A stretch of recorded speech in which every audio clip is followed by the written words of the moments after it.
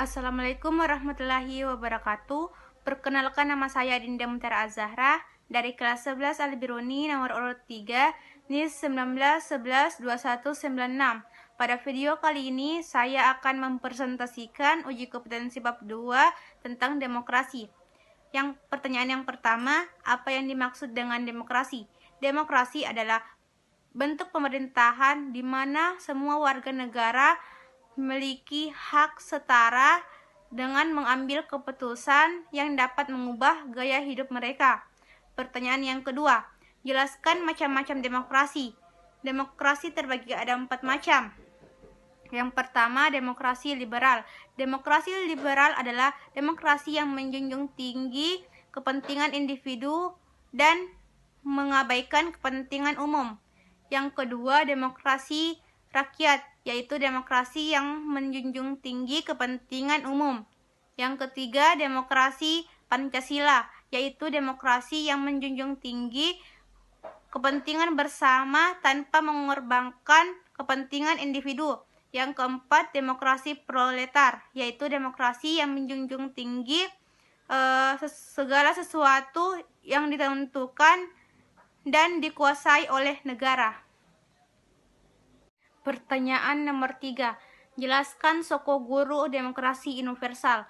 Soko Guru Demokrasi Universal adalah sebuah sistem dari demokrasi yang akan dilakukan penegakan pada sebuah daerah dari sebuah dasar akan pijakan serta sebuah pilar maupun sebuah tiang yang melakukan penegakan yang dimana juga akan dapat hidup dengan kokoh, yang memiliki kemampuan untuk melakukan adaptasi secara penyeluruhan dan juga pada berbagai macam bentuk lapisan pada masyarakat dengan melakukan penebusan baik itu sekarat, ruang, hingga waktu.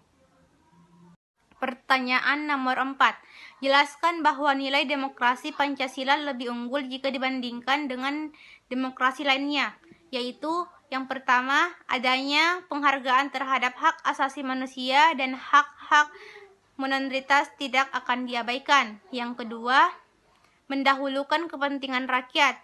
Dalam hal itu, hak rakyat diakui dan dihargai. Ketiga, mengutamakan musyawarah untuk mufakat dan baru kemudian menggunakan suara terbanyak. Keempat, kebenaran dan keadilan atau dijunjung tinggi, selalu dijunjung tinggi. Yang kelima, mengutamakan kejujuran dan itikat baik.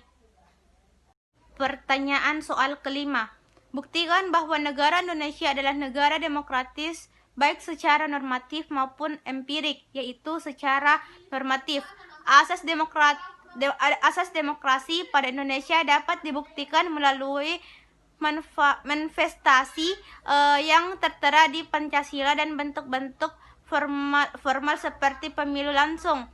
Sedangkan secara empiris, pembuktian bahwa Indonesia merupakan negara demokratis sejarah berlangsungnya politik praktis negara ini. Sedari awal kemerdekaan sampai hari ini, proses pemilihan kepala negara, kepala daerah, dan wakil rakyat di parlemen selalu melalui rangkaian pemilihan umum secara langsung. Sedari terdapat menarik sejarah selama 32 tahun di sebuah kepemimpinan seorang ex-jenderal, tetapi negara Indonesia memiliki fondasi sistem demokrasi. Pertanyaan ke-6. Kemukakan prinsip-prinsip yang perlu dilaksanakan untuk mewujudkan kehidupan yang demokrasi, yaitu yang pertama, membiasakan diri untuk berbuat sesuai dengan aturan main atau hukum yang berlaku. Yang kedua, membiasakan diri untuk bertindak demokrasi dalam segala hal. Ketiga, membiasakan diri untuk menyelesaikan persoalan dengan musyawarah.